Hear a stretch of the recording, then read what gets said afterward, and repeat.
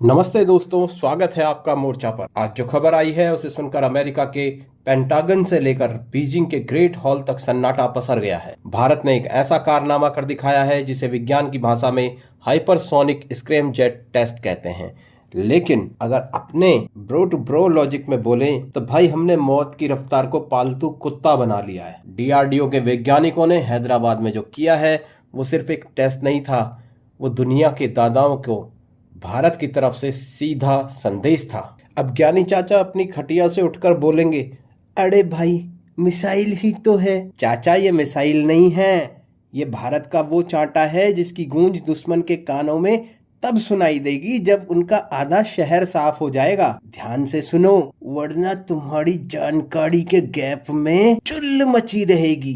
DRDO ने hypersonic technology demonstrator vehicle के परीक्षण के दौरान स्क्रैमजेट कंबस्टर को लगातार 1200 सेकंड तक सफलतापूर्वक चलाया है। ये इंजन बिना किसी संरचनात्मक विफलता के मैक 6 की गति बनाए रखने में सक्षम पाया गया है। अब इसे ऐसे समझो जैसे तुमने अपनी स्प्लेंडर बाइक को फुल एक्सीलेटर पर 20 मिनट तक बांध दिया और इंजन फिर भी नहीं फटा भाई साहब। हाइपरसोनिक में 20 मिनट चलना मतलब तुमने मौत को छूकर टच मी बोल दिया है। 20 मिनट में ये मिसाइल दिल्ली से मुंबई के 10 चक्कर लगा लेगी। अब ज्ञानी चाचा बोलेंगे, 20 मिनट ही तो है। बेटा 20 मिनट में मिसाइल तुम्हारे मोहल्ले के ऊपर से 10 बार निकल जाएगी। ध्यान से सुनो, वरना तुम्हारे पड़ोसियों को लगेगा कि कोई छोटा मोटा पटाखा फूटा है और पता चला यहाँ पूरा शहर ही नक्शे से साफ हो गया। ये सिस्टम मैक 5 से अधिक की गति प्राप्त करने हेतु डिजाइन किया गया है, जो लगभग 6174 किलोमीटर प्रति घंटे के बराबर है।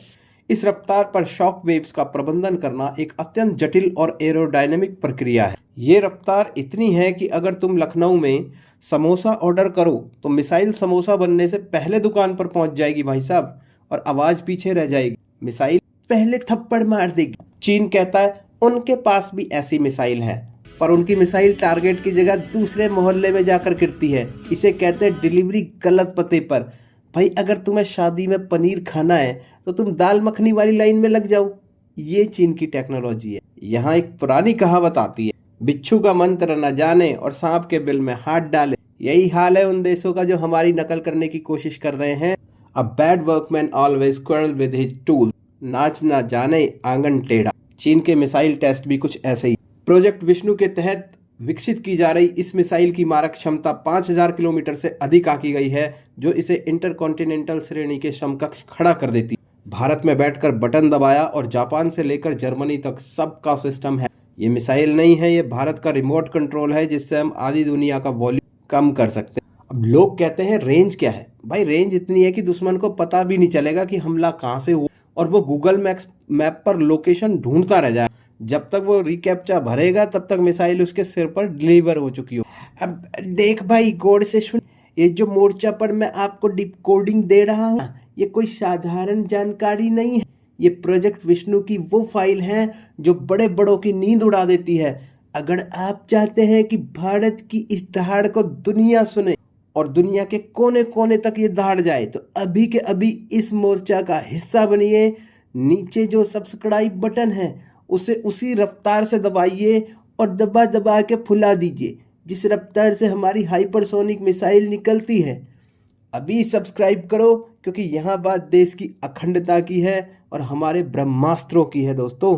अब हाइपरसोनिक उड़ानों के दौरान एरोडायनेमिक हीटिंग के कारण सतह का तापमान 2200 डिग्री सेल्सियस तक पहुंच जाता है। इसके लिए भारत ने स्वदेशी कार्बन कंपोजिट्स और विशेष सुपर अलॉय का विकास किया है दोस्तों।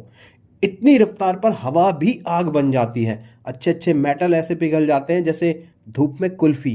भारत ने ऐसा मसाला बनाया है जो इस आग में भी कूल रहे। अब अमेरिका कहता है कि हम 2040 तक इसे रोकने वाला सैटेलाइट बना देंगे भाई साहब। मतलब अगले 15 साल तक तो हम ची टमाक डम कर सकते हैं और वो कुछ नहीं उखाड़ पाएगा। 15 साल में तो हम उनके घर की नेम प्लेट भी बदल कर अहिरावण निवास कर देंगे। प्रोजेक्ट विष्णु एक त्रिआयामी रक्षा रणनीति है जिसमें land based launcher, Sukhoi 30 MKI जैसे हवाई प्लेटफॉर्म और के सीरीज की पनडुब्बियों से लॉन्च होने वाले वेरिएंट्स शामिल हैं। ये सिर्फ जमीन से नहीं चलेगी, ये पानी के अंदर से भी निकलेगी और हवा से भी। मतलब दुश्मन चाहे पाताल में छुप जाए या आसमान में, विष्णु जी का चक्र पीछे ही खड़ा। अब कुछ लोग पाकिस्तान से तुलना कर, भाई चींटी को मारने के लिए जेसीबी नहीं मंगाई जाती, ये तैयारी उन बड़े दादाओं के लिए है जो खुद को दुनिया का चौधरी समझते हैं। पाकिस्तान के लिए तो हमारा केला ही प्रलय ले आया।